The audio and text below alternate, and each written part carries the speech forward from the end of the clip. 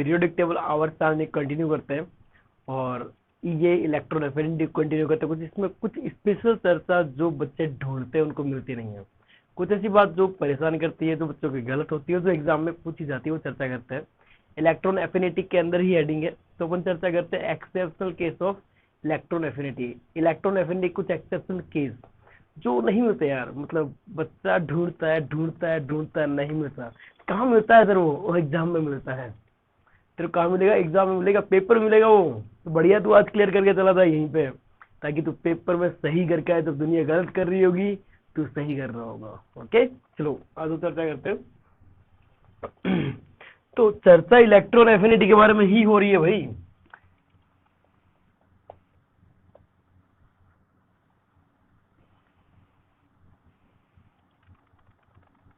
Electron affinity के बारे में ही हो रही है, दैट इज ईए, इलेक्ट्रॉन बंधुता के बारे में ही हो रही है। और इसके अपन चर्चा कर रहे हैं एक्सेप्शनल केस।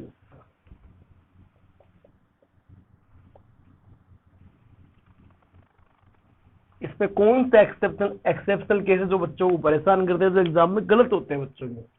तो चर्चा करते हैं। एक तो इलेक्ट्रॉनिक कॉन्फ़िगरेशन जो अपन ने चर्चा कर ली थी, फिर भी एक्सेप्शनल केस को एक साथ रखते हैं। तो सबसे पहला एक्सेप्शनल केस होता है इलेक्ट्रॉनिक कॉन्फ़िगरेशन की वजह से।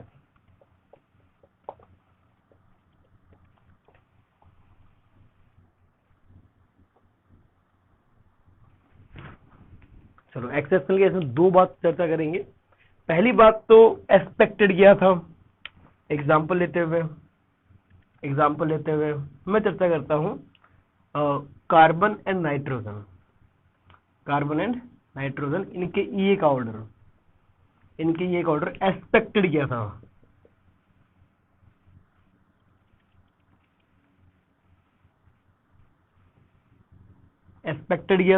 और एक्चुअल क्या है, एक्चुअल ऑर्डर क्या है, वो चर्चा करते हैं। एक्सपेक्टेड ये था कि ये जो होते हैं रेडियस के इनवर्सली प्रोपोर्शनल होती है, और रेडियस की चर्चा करें तो रेडियस कार्बन की ज्यादा होती है एज कंपेयर टू नाइट्रोजन। तो रेडियस यदि ज्यादा है तो इनवर्सली प्रोपोर्शनल। तो एक्सपेक्टेड ये है हमें कि ये जो है वो नाइट्रोजन की ज्यादा होनी चाहिए, जबकि एक्चुअली क्या होता है, कार्बन की ही ज्यादा होती है। ऐसा हुआ क्यों? Electronic configuration. इसका रीजन क्या था? Electronic configuration.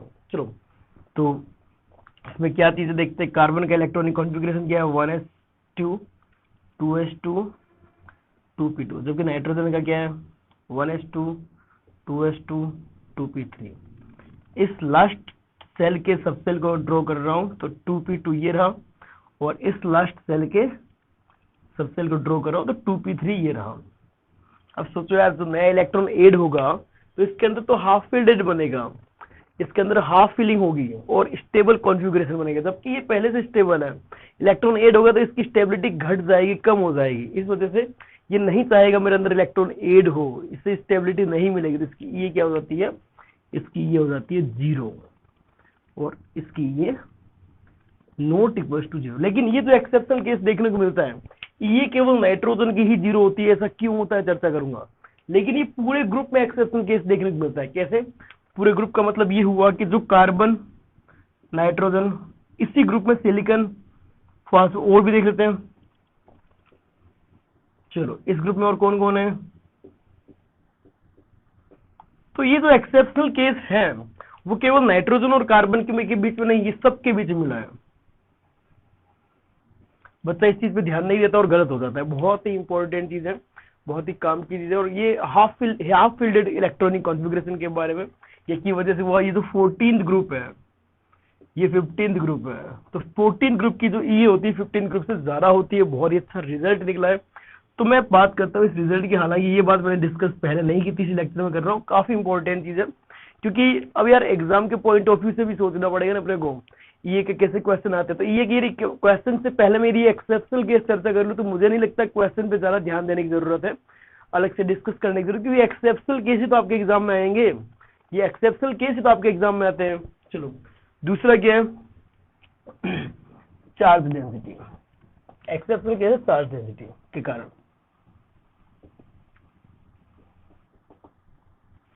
इसमें फिर दो बात करता हूं। पहले एग्जांपल लूंगा, एग्जांपल ये है कि फ्लोरीन और क्लोरीन में ई किसकी ज्यादा है, इसके ई का ऑर्डर देना है, ऑर्डर ऑफ ई है।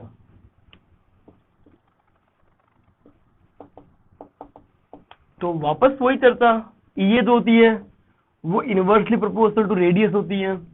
तो इनके जो रेडियस का ऑर्डर होता है, रेडियस का जो ऑर्डर होता है उसका ऑपोजिट आएगा ना। तो एस्पेक्टेड ऑर्डर क्या है, एस्पेक्टेड ऑर्डर क्या है, क्लोरीन की रेडियस ज्यादा होती है तो ई इसकी कम आ जाएगी, एस्पेक्टेड ऑर्डर ये आ गया साहब। जबकि एक्चुअल ऑर्डर क्या होता है, एक्चुअल ऑर्डर फ्लोरीन का कम हो जाता है क्लोरीन से। ऐसा हुआ क्यों, ऐसा हुआ क्या, एक सिंपल से डायग्राम से इस बात को समझाना चाहता हूं मैं। इस सिंपल से डायग्राम से इस चीज को समझाता हूं, क्या कि फ्लोरीन जो है उसका साइज छोटा होता है और क्लोरीन उसका रिलेटिव साइज बड़ा होता है कंपेयर टू फ्लोरीन। और फ्लोरीन के लास्ट सेल में कितने इलेक्ट्रॉन होते हैं, जितने क्लोरीन के होते हैं। लास्ट सेल में बात करता हूं तो दोनों के अंदर ही लास्ट सेल में 7-7 इलेक्ट्रॉन होते हैं, 3 3 6 1 7, ठीक है। जबकि यही काम इनमें है,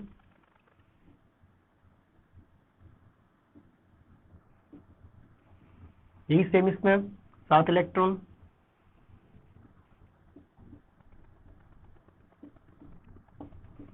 अब जो नया इलेक्ट्रॉन आएगा, दोनों में एक एक इलेक्ट्रॉन यदि जोड़ा जाए, फ्लोरीन में भी एक इलेक्ट्रॉन जोड़ा जाए और क्लोरीन में भी एक इलेक्ट्रॉन जोड़ा जाए, तो जब फ्लोरीन में आप इलेक्ट्रॉन जोड़ोगे, ये इलेक्ट्रॉन यहां पर आया और ये इलेक्ट्रॉन यहां पर आया, तो फ्लोरीन के अंदर कम साइज में ज्यादा इलेक्ट्रॉन बैठे थे। जो लास्ट सेल है उसका साइज काफी छोटा है और क्लोरीन का लास्ट सेल का साइज काफी बड़ा है।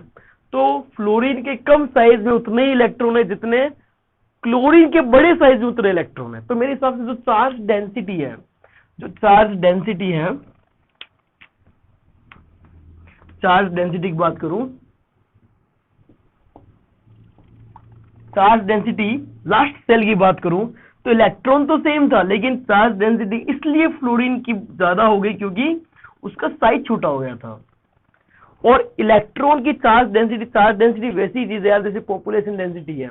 यदि आप पॉपुलेशन डेंसिटी, आपको पता होगा कि फिक्स एरिया के अंदर कितने लोग रहते हैं, और फिक्स एरिया के अंदर यदि लोग ज्यादा है तो चार्ज डेंसिटी ज्यादा है। ऐसे भी कंपेयर कर सकते हो आप, नंबर ऑफ पीपल सेम कर दो और एरिया देख लो, दोनों तरीके से देखी जा सकती है।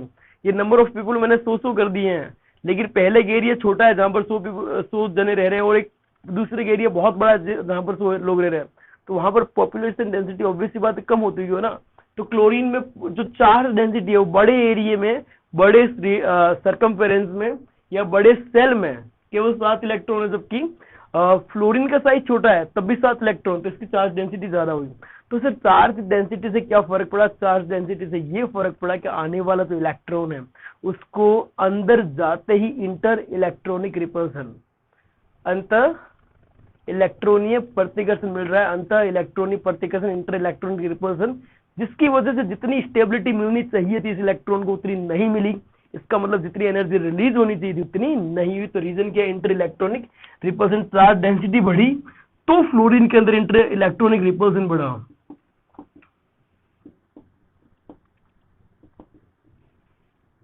इंटर इलेक्ट्रॉनिक रिपल्सन बढ़ा, इस वजह से इतनी एनर्जी रिलीज नहीं हुई जितनी एक्सपेक्टेड थी। अब बात करते हैं कि सब ये फ्लोरीन और क्लोरीन में देखने को मिलेगा और सब में मिलेगा, तो बिल्कुल सब में मिलेगा जिनका साइज छोटा होता है। तो ये बात करूं किसके अंदर देखने को मिलेगा, तो फ्लोरीन ये रहा, क्लोरीन ये रहा। उससे पहले बात करता हूं तो उससे पहले कार्बन से स्टार्ट करते हैं, या boron, carbon, nitrogen, oxygen and fluorine. तो यहां पर आ जाएगा aluminium, silicon, phosphorus, sulphur and chlorine.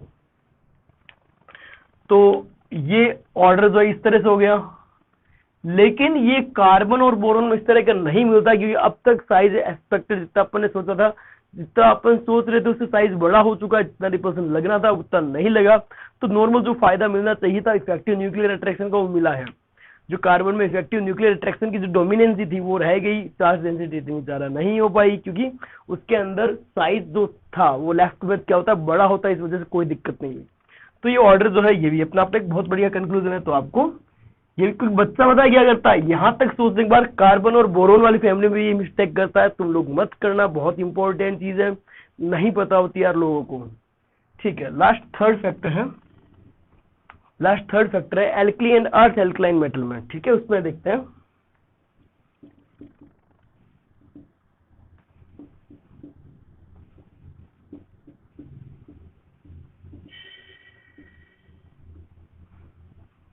ये एल्कलाइन अर्थ मेटल को भी। अब देखो, अपन बात करें एक्सपेक्टेड, वापस एग्जांपल लेता हूं इस चीज का, वापस इस बात का एग्जांपल लेता हूं।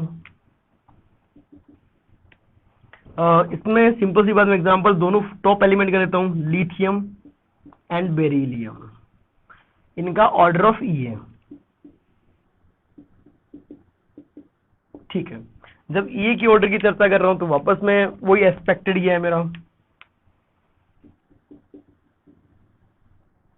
और एक्चुअल क्या है। तो एक्सपेक्टेड ऑर्डर क्या आएगा, वापस ये इनवर्सली प्रोपोर्शनल टू रेडियस है, वापस ये इनवर्सली प्रोपोर्शनल टू रेडियस, जिसकी रेडियस ज्यादा उसका कम आएगा। तो लिथियम जो है और बेरिलियम जो है, एक्सपेक्टेड ये है कि इसकी रेडियस कम है तो इसका ज्यादा आना चाहिए, जबकि एक्चुअली लिथियम का ये ज्यादा होता है बेस कंपेयर टू बेरिलियम। ये कैसे हुआ, इसमें कुछ नई चीज है, क्या नई चीज है। लिथियम का कॉन्फ़िगरेशन देखो, कॉन्फ़िगरेशन एक्चुअल रीजन नहीं है, कॉन्फ़िगरेशन से कुछ और नई चीज निकल के आएगी। तो देखते हैं लिथियम का कॉन्फ़िगरेशन देखो, 1s2 2s1, और बेरिलियम का कॉन्फ़िगरेशन देखो 1s2 एंड 2s2। ठीक है, अब जो नया इलेक्ट्रॉन ऐड होने वाला वो कहां हो रहा है वो देखते हैं। जैसे इलेक्ट्रॉन ऐड हुआ तो ये इलेक्ट्रॉन ऐड हुआ 2s2 हो जाएगा, जबकि इसमें इलेक्ट्रॉन ऐड होगा तो 2p1 में नहीं आएगा क्या। जो इलेक्ट्रॉन ऐड हुआ है वो कहां हुआ है, 2p1 में हुआ है, जबकि लिथियम में इलेक्ट्रॉन ऐड हुआ है 2s में। अब सुनना, लिथियम में इलेक्ट्रॉन जो है वो न्यूक्लियस के काफी पास ऐड हुआ है।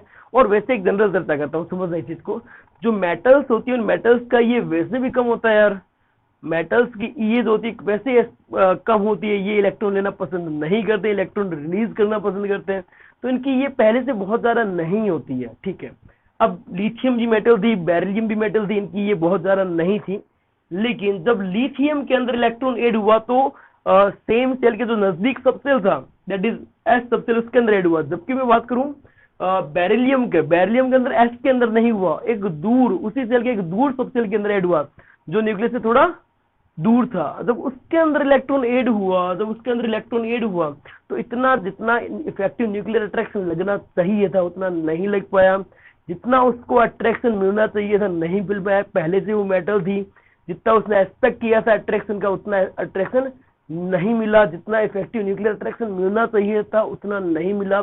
तो जितनी एनर्जी रिलीज होनी चाहिए थी उतनी एनर्जी रिलीज नहीं हुई। बच्चे यहाँ पर गलती करते हैं, बच्चे सोचते हैं कोई दिक्कत नहीं है तो बेरिलियम है तो उसका रीजन क्या दिया जाए। कुछ लोग ये भी बताते हैं कि बेरिलियम में एक नया सबसेल तैयार करना पड़ा जिसमें एनर्जी और ज्यादा खर्च हुई, जितनी एनर्जी रिलीज नहीं हुई, देन ओवरऑल एनर्जी जो है एब्जॉर्ब हो गई। तो ये भी ठीक है, काफी जगहों पर मिलता है, तो इसको गलत नहीं बोलोगे, इसमें सबसेल को निर्माण करना पड़ा, बनाना पड़ा। लेकिन मेरे हिसाब से न्यूक्लियस से तो डिस्टेंस है, इफेक्टिव न्यूक्लियर अट्रैक्शन मेटल्स का वैसे ही कम होता है, लेकिन बेरिलियम में तो और ज्यादा कम है, क्योंकि जो एक्चुअल सबसेल था जहां पर लास्ट इलेक्ट्रॉन था उससे और ज्यादा दूर उसको इलेक्ट्रॉन ऐड करना पड़ा। इसलिए जितनी एनर्जी रिलीज होनी चाहिए थी, जितना एक्सपेक्टेड इफेक्टिव न्यूक्लियर अट्रैक्शन था, उतना एनर्जी रिलीज नहीं हुआ, उतना इफेक्टिव न्यूक्लियर अट्रैक्शन लग नहीं पाया। तो यार ये जो अपन ने चर्चा की है, ये जो भी मैंने एग्जाम्पल आपके सामने लिए हैं वो सारे एग्जाम्पल यार एक्सेप्शनल केस के थे और बड़े इंपॉर्टेंट थे। हाँ, थर्ड में एक और बात बताता हूँ कि बच्चों को फिर डाउट रहता है सर केवल लिथियम और बेरिलियम में हुआ क्या, ये क्या पूरी फैमिली में होगा क्या। तो चर्चा करते हैं। करे रब से फरियाद, और यहाँ पर क्या है, बेटा मांगे कार स्कूटर, बाप राजी तो नहीं होता, रोता ही बेचारा, बाप राजी, जो अच्छा लगे रोए, राजी जो अच्छा लगे। तो इस सब का ऑर्डर किया जाए कुछ इस तरह से, पूरा जो एक ग्रुप के अंदर जो भी एलिमेंट बैठे हैं वो सारे के सारे इस एक्सेप्शनल केस को रिप्रेजेंट करते हैं, शो करते हैं। तो यार ये सब चीजें बहुत इंपॉर्टेंट है जो आपके सामने रखी है। ये जो 3 डब्बे बने, ये तीनों एग्जाम के क्वेश्चन है, ये तीनों डब्बे एग्जाम के वो क्वेश्चन है जो तुम्हें पता नहीं कहीं सीट मॉड्यूल में देखने को मिले ना मिले, लेकिन एग्जाम पेपर में जरूर देखने को। बहुत इंपॉर्टेंट लेक्चर है यार, ये मिस मत करना। बहुत कुछ खो देगी इस एग्जाम, इस लेक्चर को मिस कर दिया। And thank you so much for watching.